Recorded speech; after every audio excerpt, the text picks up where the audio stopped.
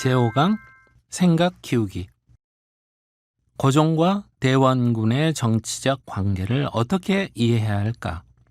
조선의 정치 운영과 전환기 왕실의 정치적 역학 관계에 대한 간결한 소개. 여러분, 조선의 건국 이래 형성되었던 조선의 정치 지형을 살펴보게 되면 왕권에 대한 여러 가지 견제 장치가 작동하고 있었습니다. 보편적인 이념, 그리고 각종 제도를 통해서 실질적으로 왕권을 견제했고, 이에 따라 군신 간의 권력 균형이 이루어지고 있었습니다.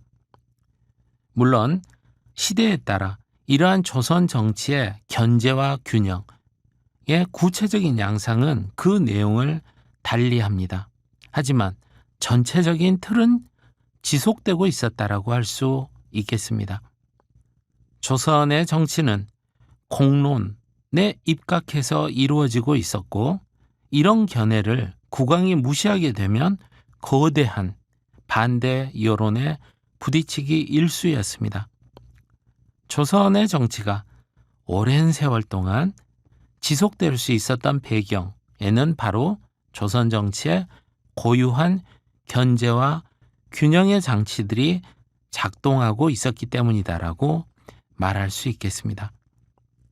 우리가 유교적인 예법에 근거해서 말할 경우에 부자 간의 아버지와 자식 간의 관계는 하늘이 맺어준 관계라고 말합니다.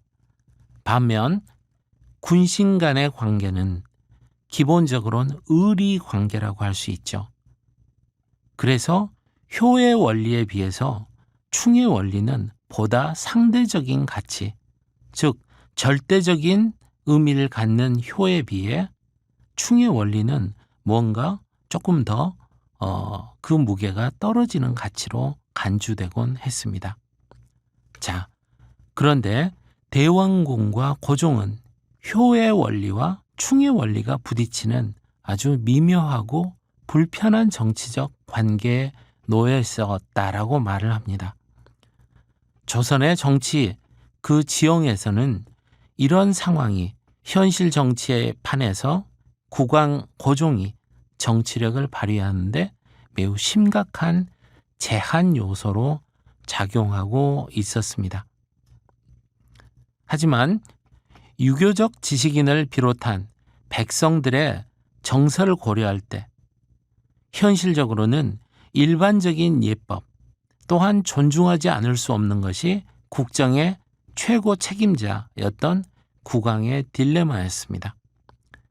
유생이나 신하들의 상소가 철저히 유교적인 논리에 입각해서 이루어져 있었던 만큼 이들의 논의를 무시하는 것은 나라의 공론을 무시하는 행위로 간주되는 것이었으면 물론 조선 왕조의 정치적, 사상적인 존립 근거를 국가의 중심인 국왕이 마치 부인하는 것 같은 인상을 전해줄 수 있었습니다. 따라서 고종은 대원군에 대한 불편한 관계가 공개적으로 드러나는 것 그 자체를 대단히 부담스럽게 여겨 가능한 그와의 관계를 회피하려고 했고, 대원군 역시 국왕에 대한 공개적인 비판이나 대립이 자신의 정치적 존립 근거를 무너뜨릴 수 있다는 점에서 가급적이면 자제하려는 태도를 보이지 않을 수 없었던 것이죠.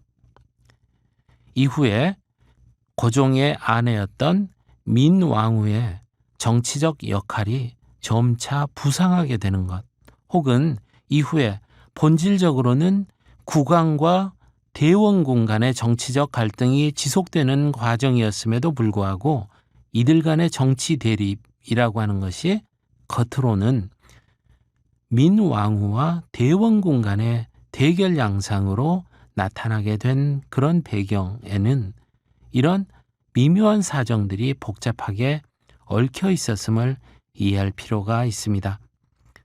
더욱 중요한 사실은 공론의 중시라고 하는 정치적 전통 위에서 유럽 세력들이 서양 열강들이 몰려드는 그러한 상황에서 나타났던 그런 거대한 변화, 그 변화에 걸맞는 정치적 개혁을 모색한다는 것이 너무도 어려운 사실이었다는 것을 이해하는 것입니다. 기존의 문명 기준에서는 야만으로 간주되었던 존재들을 이제 새로운 문명의 주체로서 인정하는 상황, 이것은 당시의 지식인 그리고 위정자들에게는 그야말로 천지가 뒤집어지는 혼돈의 상황, 더할 나위 없는 난세라고 인식되었습니다. 자, 이러한 상황에서 얼마나 많은 말들이 무성하게 피어오를지 상상하시면서 당시의 위기 상황 속으로 접근해 들어갈 필요가 있는 것입니다.